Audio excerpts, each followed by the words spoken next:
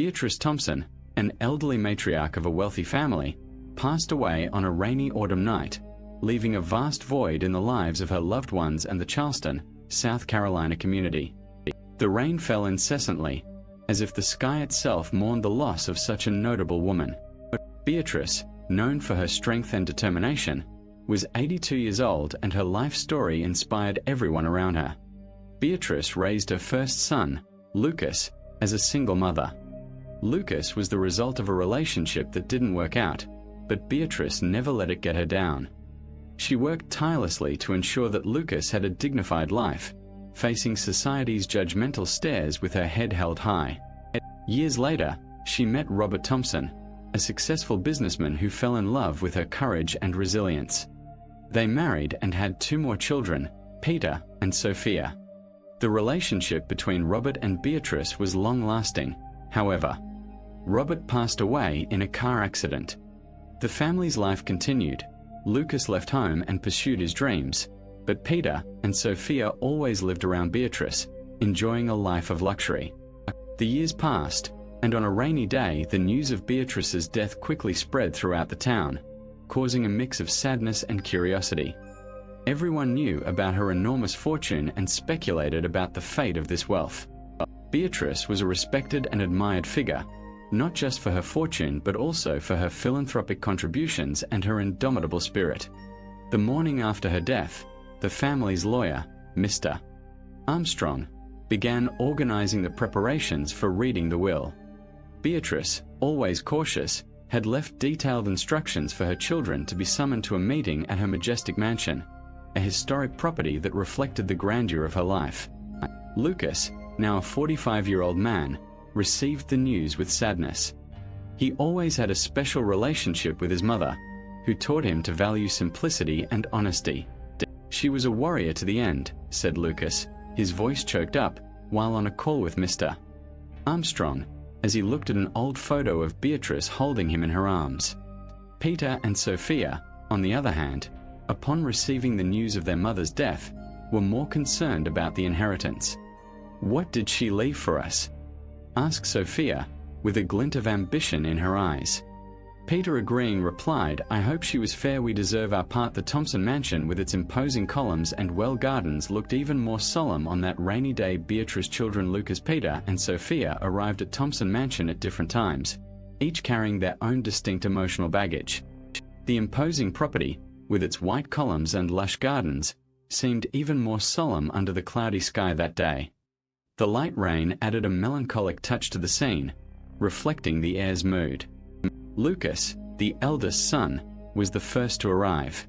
He parked his modest car at the mansion's entrance and took a deep breath before getting out. Lucas had always been different from his younger siblings. While Peter and Sophia incessantly sought the glimmer and glamour that wealth could provide, Lucas valued simplicity and dedicated his life to social causes. He looked at the mansion with a mix of nostalgia and sadness. "Mom, I hope you found peace," he murmured to himself as he walked towards the entrance. Shortly after, Peter arrived in his sports car, its engine roaring loudly as if to announce his presence. He stepped out of the car with an air of impatience, adjusting the expensive suit he wore. "I hope this doesn't take long," he said, glancing at his wristwatch. "I have an important meeting later." Peter had always been obsessed with wealth and status, and the idea of wasting time deeply irritated him.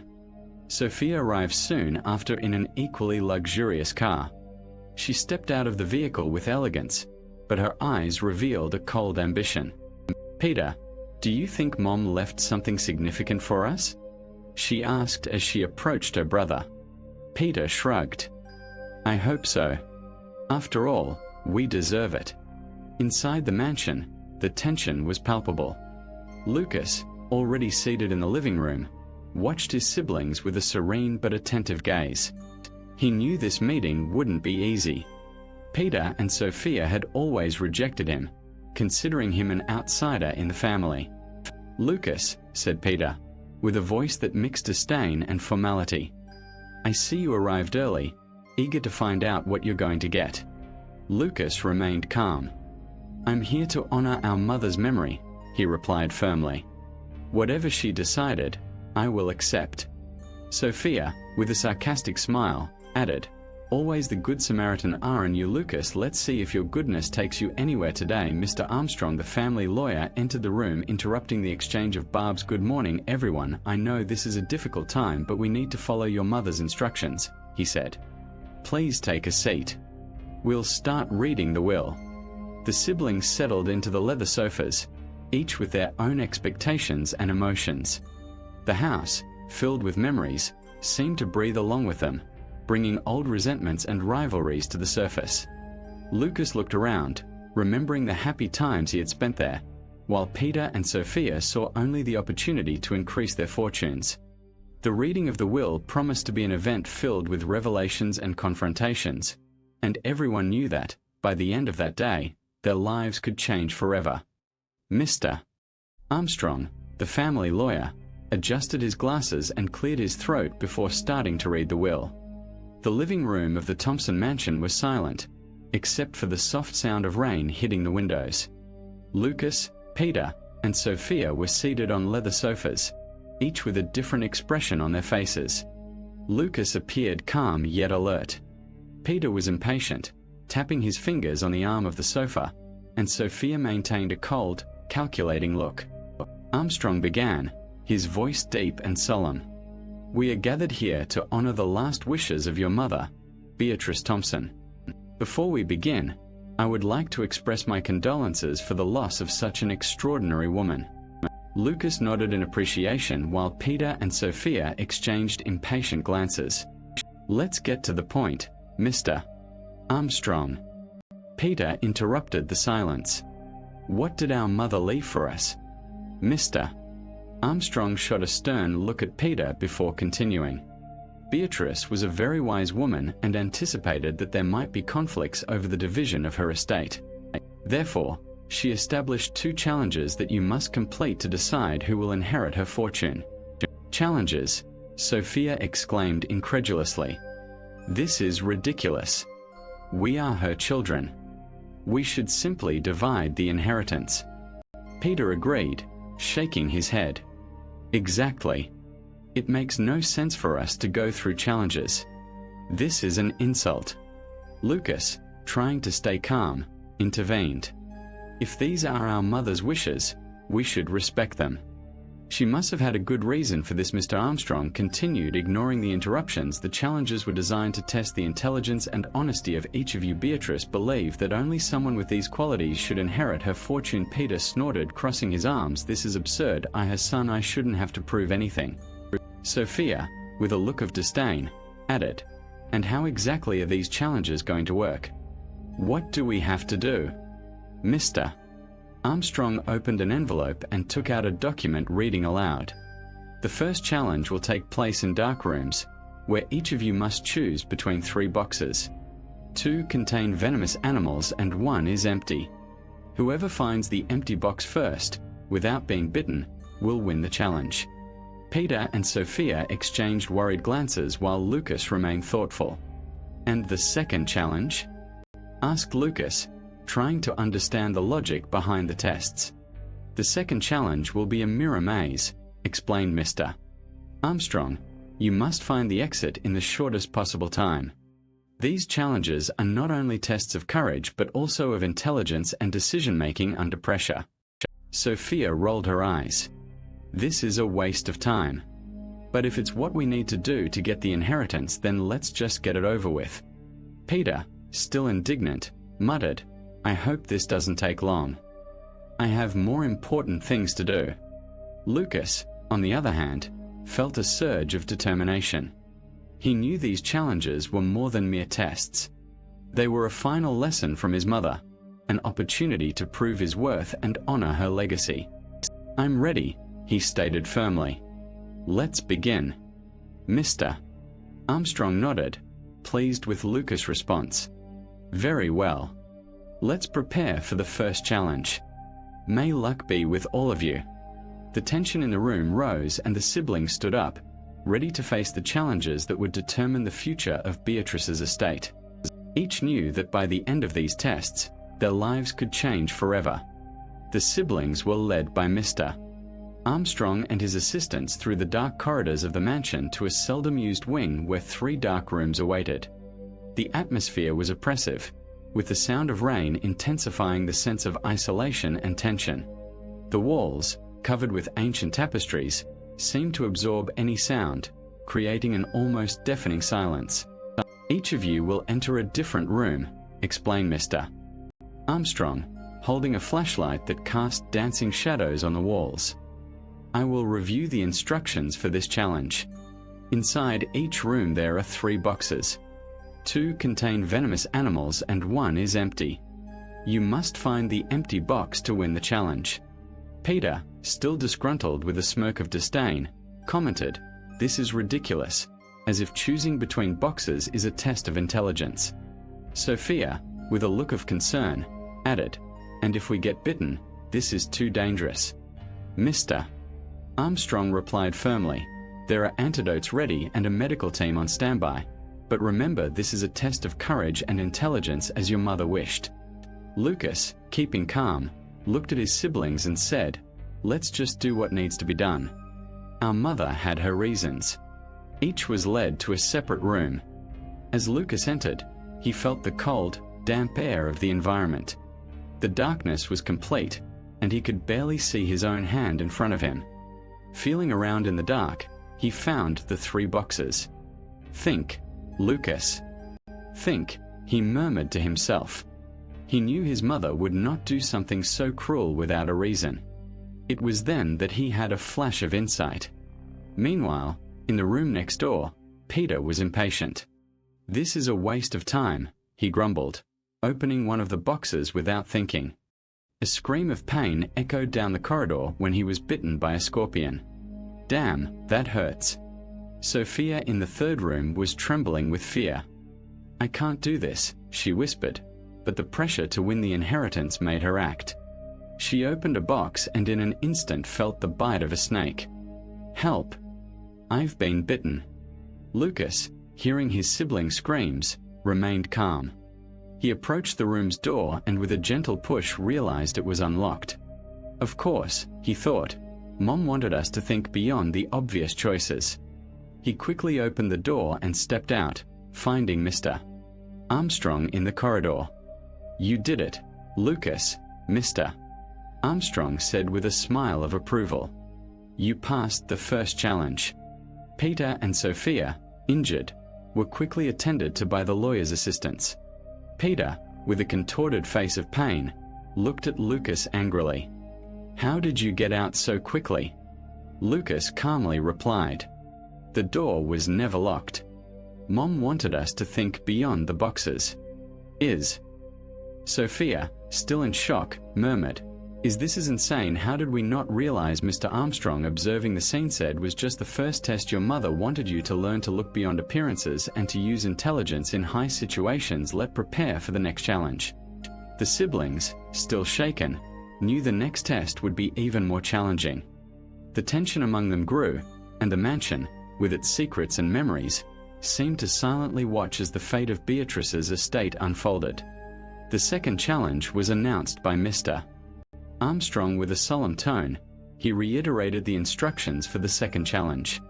"Now, you will face a mirror maze. The one who finds the exit in the shortest time will be the winner of this challenge." Peter and Sophia exchanged complicit looks as they headed to the entrance of the maze. "We need to make sure Lucas doesn't win," Peter whispered with a malicious smile. "Let's mark the correct path and alter some mirrors to confuse him." Sophia nodded, determined. "Leave it to me. We'll make it look like an accident." Lucas, oblivious to the conspiracy, was focused on winning the challenge fairly. "I'm ready," he said confidently. Peter was the first to enter the maze. He proceeded carefully, discreetly marking the correct path with small scratches on the mirrors. After a few minutes, he found the exit and emerged with a satisfied smile. "Good luck, Sophia," he said, winking at his sister. Sophia entered next, following the marks left by Peter. Midway, she began to alter the position of some mirrors, creating false paths and dead ends. "This should delay him enough," she murmured, completing the challenge in record time. Finally, it was Lucas' turn. He entered the maze with determination, but soon realized something was wrong. These mirrors? Something isn't right, he thought aloud. He followed the marks but increasingly found himself on paths that led nowhere. Damn, this doesn't make sense. Meanwhile, outside, Peter and Sophia watched with satisfied smiles. He'll never make it out, said Peter, laughing. After several failed attempts, Lucas began to feel the weight of the cheating. This is impossible, he said, exasperated. Someone help me. I'm stuck. Mr. Armstrong, hearing Lucas's cries, activated the rescue team. Him. Let's get him out of there, he said, looking concerned. When Lucas was finally rescued, he was visibly shaken. They cheated, he said, looking directly at Peter, and Sophia. I know you did something. Peter, with a fake smile, replied, we don't know what you're talking about, Lucas. Maybe you're just not as good as you think. Sophia, feigning innocence, added, yes, Lucas, maybe you should accept that you can't always win. Mr. Armstrong, observing the interaction, knew something was wrong, but decided to wait for the right moment to act. Let's gather for the final announcement, he said, leading the siblings back to the meeting room. The younger siblings' cheating seemed to have worked, but the truth was yet to come. In the final meeting, the atmosphere was charged with tension. Peter and Sophia were eager to sign the documents that would make them the heirs to Beatrice's fortune. Lucas, on the other hand, was downtrodden but determined to uncover the truth. Mr. Armstrong began to organize the papers on the table.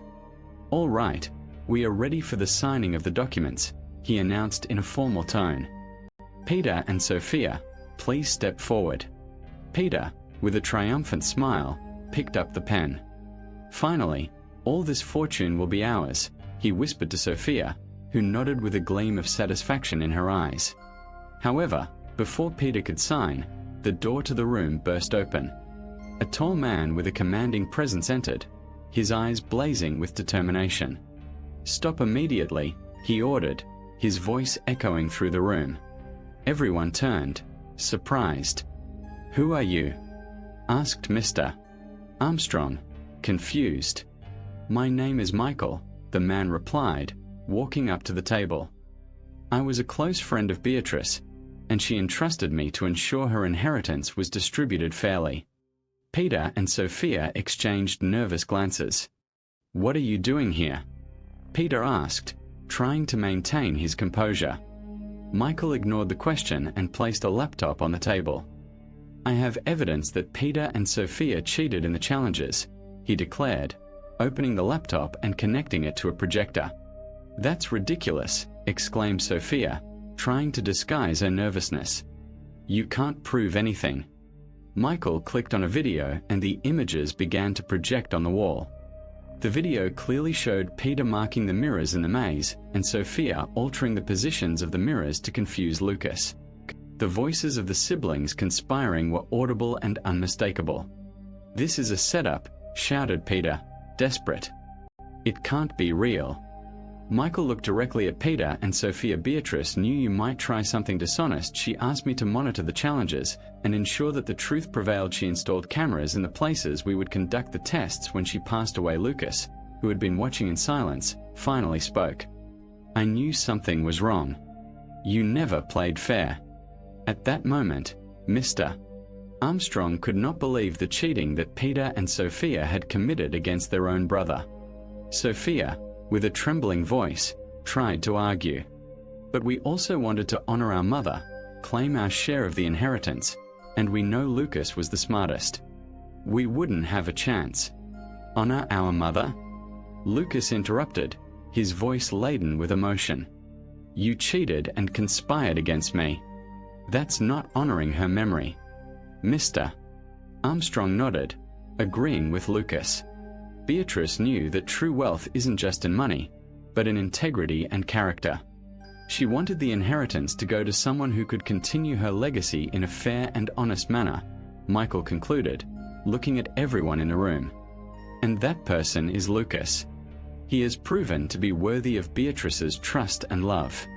The inheritance will be his, as per his mother's wish. And I will read the will to prove your mother's intent." The room fell silent as Peter and Sophia, speechless, finally understood the depth of their actions and their mother's true intentions. Mr. Armstrong, with a solemn air, held Beatrice's will in his hands. The room was silent, everyone anxiously awaiting the final words that would seal the fate of the inheritance. He began to read, his voice echoing through the room. "I, Beatrice, declare that my fortune should be inherited by someone honest and pure-hearted, someone who can continue my legacy with integrity and justice." Peter and Sophia, sitting side by side, exchanged nervous glances. Lucas, with a racing heart, listened attentively, feeling his mother's presence in every word. Mr. Armstrong continued, "If any of my children act dishonestly during the challenges, they will be disqualified and will not be entitled to the inheritance." Mr. Armstrong went on, "Therefore, due to cheating, Peter and Sophia are disqualified. The inheritance will be granted to Lucas, who has proven himself worthy of his mother's trust and love." Lucas, with tears in his eyes, slowly stood up. I don't know what to say. Mom always taught me to be fair and honest.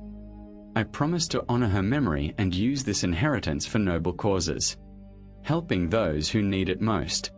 Peter, with evident anger, shouted, "This is unfair. We are her children, too." Sophia, with a choked voice, tried to argue, "Lucas, please, think of us."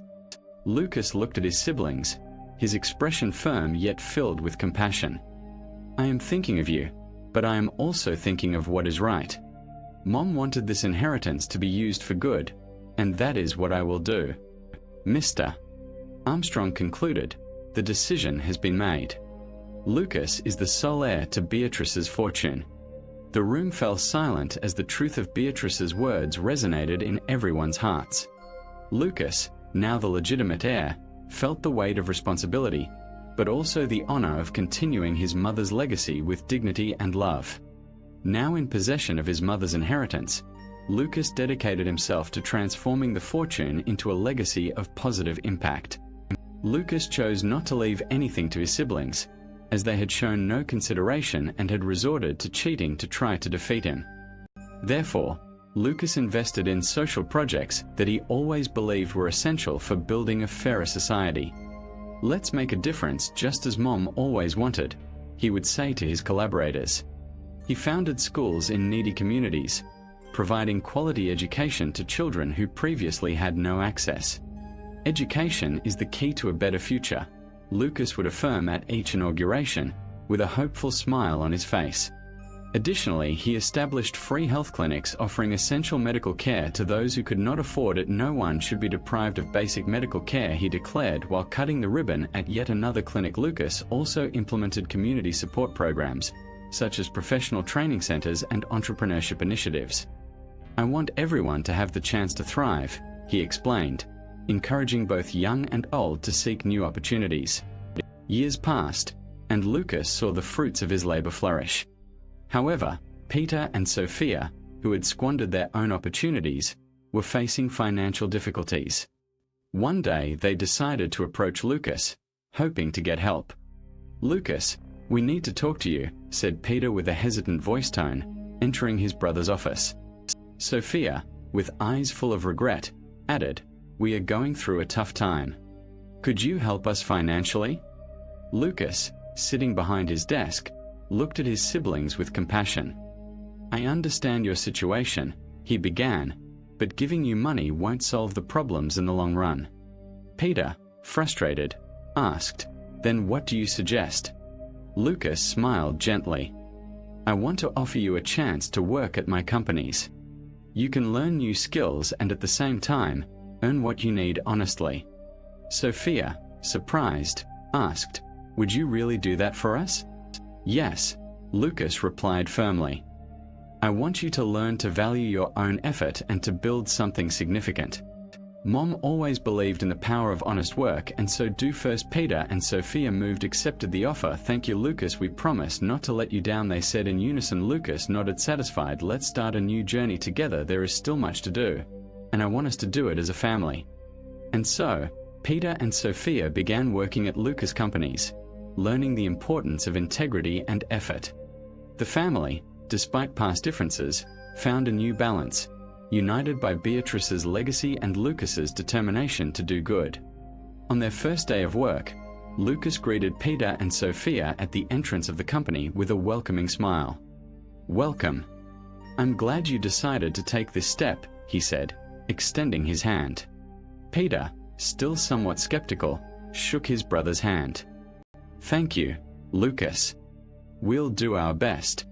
Sophia, with a look of determination, added, "Yes, we are ready to learn and change." Lucas led them through the office, introducing them to colleagues and explaining their roles. "Peter, you will start in the logistics department. It's a job that requires organization and attention to detail. Sophia, you will be in the marketing sector where your creativity will be very useful." The first few days were challenging. Peter, accustomed to having everything in life, struggled to adapt to the work pace. "This is harder than I imagined," he confessed to Lucas during a coffee break. Lucas patiently replied, "I know it's tough at the beginning, Peter, but remember, honest work brings a satisfaction that easy money can never provide." Sophia, on the other hand, found a new purpose in her work. "I never thought I could enjoy creating campaigns and seeing the results so much," she said, excited during a team meeting. Over time, Peter and Sophia began to understand the value of integrity and effort. They became more humble and dedicated, earning the respect of their colleagues. "You're doing very well, Peter," praised a supervisor. "Your organization has greatly improved our workflow." Sophia, in turn, received compliments for her innovative ideas. "Your last campaign was a success, Sophia." "Congratulations," said Lucas, proud. The family, despite past differences, found a new balance. At Sunday dinners, there were now laughs and sincere conversations. "I'm proud of you," said Lucas, raising a toast. "Mom would be happy to see how we've grown together."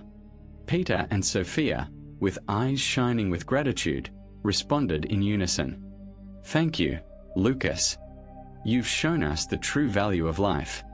Lucas continued to inspire with his generosity and wisdom, and the siblings, now more humble, rebuilt their lives with dignity and mutual respect. Together, they honored Beatrice's legacy, transforming the inheritance into a symbol of unity and growth. Want access to more stories like this? Click the link in the pinned comment below and find out how. Did you like the story? I'm sure the next one on your screen will also move you. Don't forget to leave a like and see you next time.